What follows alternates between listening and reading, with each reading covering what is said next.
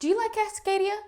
Of course you do. Why else would you have clicked on this video? But just because you like something doesn't mean you're good at it. And that's where I come in. I've done the research and collected the tips so you can be better at this game of cones. My name is Paula Deming. And if you want to be the world's greatest gamer, you've come to the right place.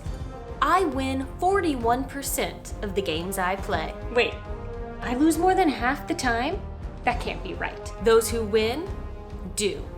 Those who don't, research new ways to get that win. And I've done that research, so you don't have to. So join me for some Dicey strategy, made possible by the World Series of Board Gaming.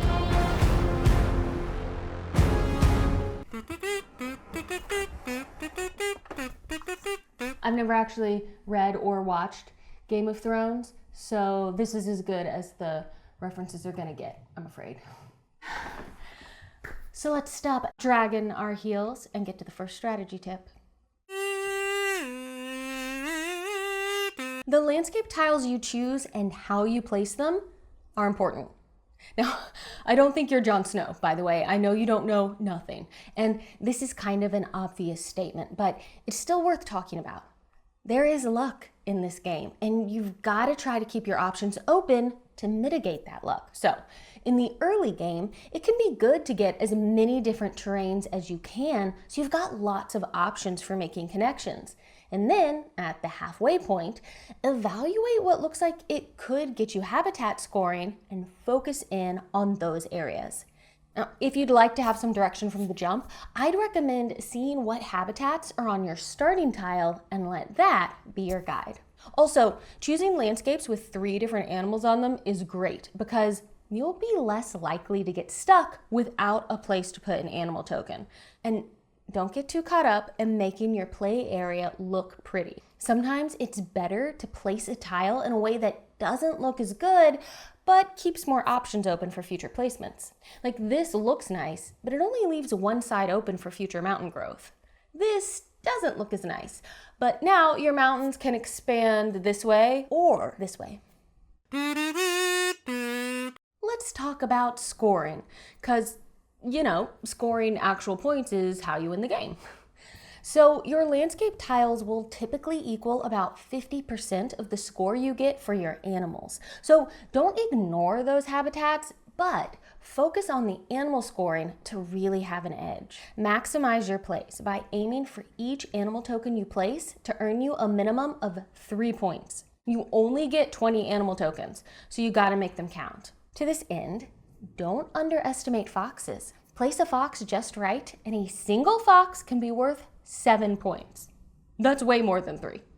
Analyze the scoring cards and determine which animals will have good scoring synergy and which ones are distractions. For example, if we look at bear scoring card D, you might say that trying to score smaller groups of bears is just a distraction. Each bear in a group of 2 or 3 is only worth about 2.5 points each. 2 groups of 2 is only 10 points. But put those 4 bears in one group and they're worth just over 3 points each. I'd say don't waste your time on the smaller groups of bears. But what if you also had a salmon scoring card D in your game? A single bear next to a salmon is now worth an additional point. So if you have a pair of bears and one is next to a salmon, it essentially makes that pair 6 points instead of 5. That's 3 points per bear. And if both bears in the pair are next to a salmon, it's now 7 points for that pair of bears. Now, maybe it's not a distraction. Maybe it's a synergy. I've got another Game of Thrones reference for you. This red netting to help you catch those animals you need. Wait, what? Wait, it's not netting, it's wetting? What's a red wedding?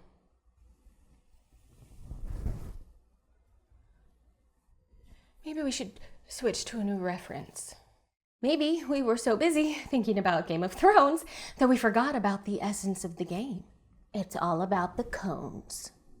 Nature tokens are a big help when it comes to staying flexible in Cascadia. So get them, especially in the early part of the game. And don't be afraid to spend them. There is no reason to hoard these tokens. But also, don't be willy-nilly about it. Make an informed decision. Keep track of the probabilities of which animals might come out of the bag, particularly if you are using one of your cones to flush the market. There are 100 animal tokens, 20 of each animal. So if 18 bears are already out in play areas and you're thinking of flushing the animal tokens in the market, hoping that a bear will come out for you, it's worth thinking about the likelihood of the 2 bears that are left coming out of that bag.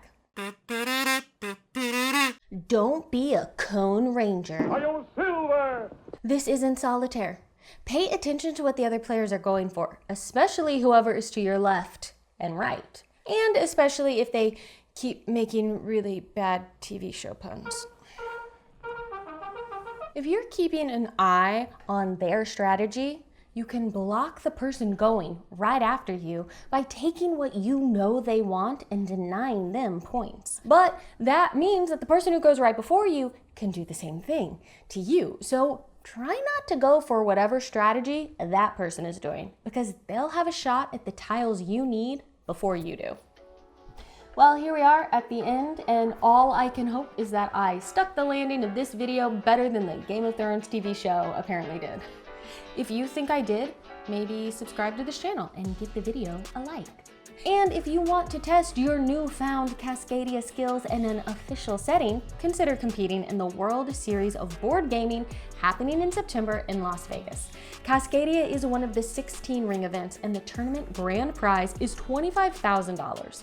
The World Series of Board Gaming is helping to sponsor this strategy series. And if you'd like more information about the event, you can check out www.wsbgvegas.com, which is linked below. And if you use that link, you can score yourself a sweet discount. Thanks for watching. Now go out there and murder all your enemies. In a game strategy way, not an actual murder way. Please don't do that.